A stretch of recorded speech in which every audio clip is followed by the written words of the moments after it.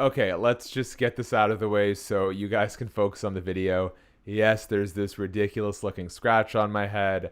I was training jiu-jitsu with someone. Their nails were a wee bit jagged. It happens. The show must go on. Let's get to it. What up, Fightful fam, and welcome to your Fightful Fix Thursday, October 22nd, 2020 edition. Wow, that was a mouthful. We're going to take a look at some very peculiar updates to the UFC rankings, plus an update to EA UFC 4, including the return of Brock Lesnar. Now, before we get started, if you could please hit like, tap subscribe, and smash that notification bell. It goes a long way to helping our channel grow, and we really do appreciate it. First up, an interesting development in the somewhat controversial UFC rankings, but Leon Edwards, number 3 ranked Leon Edwards, has been removed from the UFC rankings. The process sort of happened covertly over various UFC ranking sites until it was confirmed by Leon Edwards himself in a text to Cole Shelton of BJPenn.com. So a few outlets came out with the report initially. It's kind of hard to get a peg on exactly who reported it first. The Sun UK credited TSN. MMA Succo was the first MMA publication that I saw put out a report with links to sources. The first place I saw the change occur was on UFC Japan's website, where Leon Edwards was no longer in the top 15. Meanwhile, Belal Muhammad slid into the number 15 spot. That change was also noticed by viewers on James Lynch's live stream. James Lynch put a screenshot on Twitter showing the Leon Edwards name had been removed from the mobile version of the UFC app, but it was still on the UFC English-based website.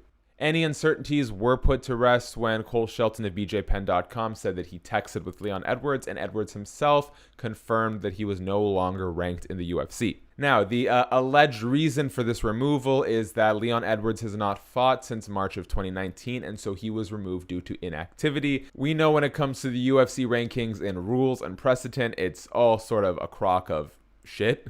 Who knows how long the likes of Conor McGregor are in rankings despite their inactivity or alleged retirement. And then you have Leon Edwards, who, although he hasn't fought since March 2019, has been actively campaigning for a fight, but also, in the UFC's defense, he has turned down the fights that the UFC has offered him, including a very reasonable matchup against formerly number 5th ranked, I guess now number 4 ranked, Wonderboy Stephen Thompson. So what do we make of this whole situation? Well, on one hand, you kind of want to scoff at whoever made the decision to remove him from the rankings, because Leon Edwards is still active. He's still technically looking for a fight, and he very much deserves the position that he earned. On the other hand, he is sort of playing real hardball with the UFC in terms of what he should get next. He basically wants Colby Covington, Jorge Masvidal, Gilbert Burns, or Kamaru Usman, none of whom have any interest in fighting him. Now, you can make the argument that he's been ranked very highly, he's on a huge win streak, and that he deserves that caliber of an opponent, but the reality is that Colby, Gilbert, Kamaru, and Jorge all have more leverage than he does. Kamaru Usman is the champion. Jorge Masvidal has the most name value. Gilbert Burns is currently the number 1 contender, and Colby Covington has huge, high-ranked blood feuds going with Jorge Masvidal and Kamaru Usman. Meanwhile, Leon Edwards, in all honesty, isn't a super popular fighter, especially compared to some of his peers. Gilbert Burns may be an exception to that, but he's the number 1 contender. That's just how it is. Now, I understand Leon Edwards not wanting to accept a fight against like Khamzat Chimaev, someone who's unranked and who would be, really jumping the line and getting a number 3 guy. Seems kind of crazy, but Stephen Wonderboy Thompson was at the time ranked number 5. Leon Edwards was ranked number 3. That fight makes a whole lot of sense. Leon Edwards' argument was that it was too much of a step back considering that Stephen Thompson has a recent loss to Anthony Pettis. Now, I see the point, but I'd argue that Leon Edwards' own winning record hasn't aged super well. If you look back at Leon Edwards' active winning streak dating back to May 2016, it's Dominic Waters, Albert Tumanov, Vicente Luque, that's a good one, Brian Barberena, Peter Sabata, Donald Cerrone, Gunnar Nelson via split decision, Rafael dos Anjos. So let's sort of break up those fights. I really like the Vicente Luque one. Obviously these win streaks have to come somewhere, but Dominic Waters, Albert Tumanov, even Brian Barberena and Peter Sabata aren't the sort of wins that you're going to hang your hat on when you talk about deserving a number 1 contenders fight or the champion. Now, his last 3 fights between 2018 and 2019 wins over Donald Cerrone, Gunnar Nelson, Rafael dos Anjos, all by decision. the Gunnar Nelson one being by split decision. At the time that he won those 3 most recent fights, they were a big enough deal. Donald Cerrone was coming off of a win against Yancy Medeiros and subsequently went on a 3-fight winning streak against Mike Perry, Alexander Hernandez, and Al Iaquinta. Gunnar Nelson was 3 for his last 4, coming off of a win against Cowboy Alex Oliveira.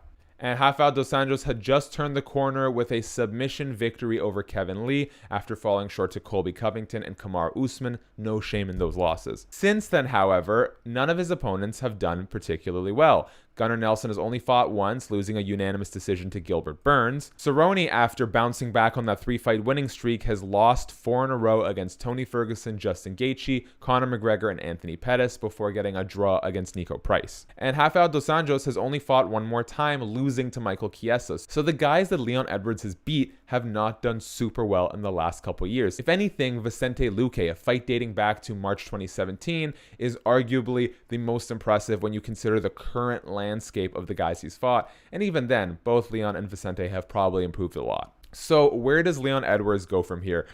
Honestly, I think it's time for him to make the jump to Bellator. Bellator has a middleweight title fight coming up between Gegard Mousasi, the former middleweight champion who left the UFC on a real high note, and Douglas Lima, the promotion's current welterweight champion. I think Leon Edwards versus Gegard Mousasi or Douglas Lima are really big fights. Plus, I think Leon Edwards is going to have a much easier time dealing with Scott Coker than he is with Dana White. He would immediately be one of their marquee fighters when he goes there. Also, Bellator has done a really good job of capturing the European market. I don't know quite how it stacks up to the UFC, and you see them running a lot of shows not just in England, but in Italy and now in France. So if Leon Edwards were to make the jump to Bellator, he would immediately be in the title picture. He would immediately be treated as a franchise player, and it would be great for Bellator's ongoing European expansion to have a British-born champion. Okay, and as we wrap up, let's touch quickly on EA UFC 4, since our top 10 missing fighters video is one of the best on the channel since I've arrived. Let's kind of keep that trend going. Some new fighters have been announced to the lineup. Most notably, Brock Lesnar is back in the EA UFC games. Brock, despite his, inactivity as a professional mixed martial artist, has been in a bunch of the UFC games. He appeared in UFC 2009 Undisputed, UFC Undisputed 3, and UFC Undisputed 2010, actually appearing as the cover star for the latter of those games. He was also available in all of the EA UFC games dating back to the inaugural EA Sports UFC in 2014. Bonus additions to the game also include flyweight Askar Askarov and UFC Women's Flyweight title challenger Jennifer Maia. All 3 fighters have been given 4-star rankings. I saw someone write on Twitter, and this is actually a really good point. Imagine if Jennifer Maia beats, and I'm not saying she will, but let's just imagine that she beats Valentina Shevchenko for the UFC Women's Flyweight title, and she's not in the game. So good on the developers for sliding her in. Toot sweet. And that is all for today's video. Let me know in the comments section, do you agree with the UFC removing Leon Edwards from the rankings? And what do you think Leon Edwards' next step should be from here? Because without a ranking, technically he now has nothing to lean on in terms of what he does or doesn't deserve, although we know that the rankings are kind of nonsensical. If you enjoyed this video, the best way you can help our channel grow, hit like, tap subscribe, smash that notification bell. We really do appreciate it. For Fightful MMA, I'm Shaquille Majuri, and stay tuned for everything Fightful. Oh God, and so delightful.